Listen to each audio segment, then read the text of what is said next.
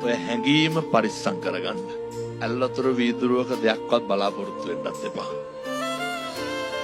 අනෙක තුල මොන අසත්පුරුෂකම් තිබ්බත් තමන් ගාව තියෙන සත්පුරුෂකම නැති කරගන්නත් එපා. අර බජාර් භාෂාවෙන් කියනවනම් දැන් හැම එකක්ම කරන්නේ බොක්කෙන්.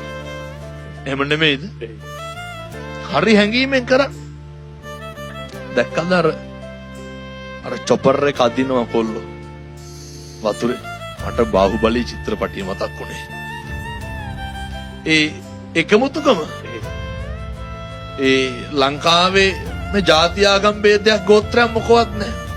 ඒ තරුණ ජවය නිසි විදිහට පාවිච්චි කරන්න හොඳම වෙලාව තමයි මේ ව්‍යසනය. ඒක අපත් කරන්න එපා කියන යෝජනාව මම කරනවා.